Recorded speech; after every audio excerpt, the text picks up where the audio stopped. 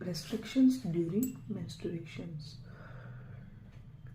सबसे पहले आपको कोई भी ऐसी फिजिकल एक्टिविटीज़, कोई भी ऐसे भागने दौड़ने वाला, कोई भी ऐसे भारी सामान उठाना नहीं है।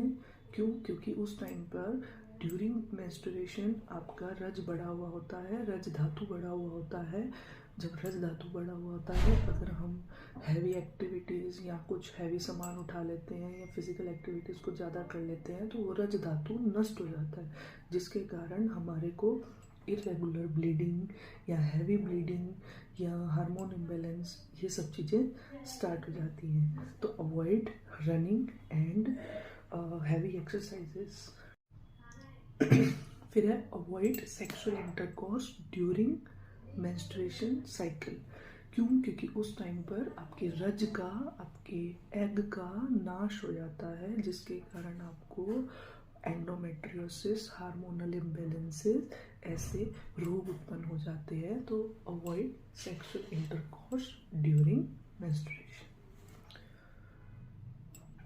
थर्ड है अवॉइड बाथिंग एंड मसाजिंग।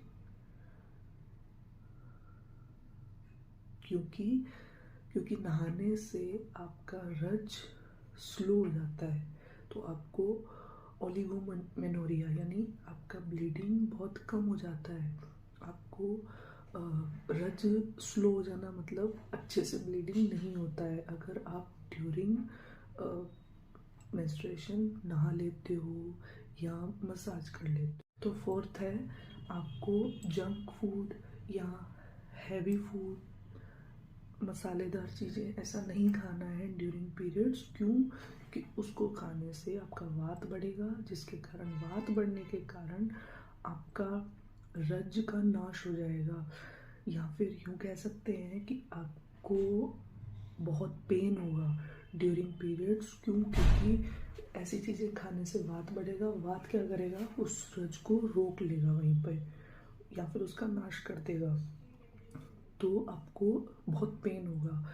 या फिर आपका साथ ये होगा कि आपके पीरियड्स इरेगुलर हो जाएंगे। तो हमको क्या खाना है? घी खाना है, दूध पीना है या नॉर्मल अन्न खाना है, हल्की फुल्की चीज़ें खानी है, हींग, काली मिर्च, काला नमक, ऐसी चीज़ें खानी है ड्यूरिंग पीरियड्स कि आपका वात ना बढ़े और आपके स्मूथली आपके पीरियड्स हो जाए और आपको पेन भी ना हो। Restrictions related to visiting temple is that during menstruation a specific kind of subtle or bad odor is produced which can disturb the spirituality of temples.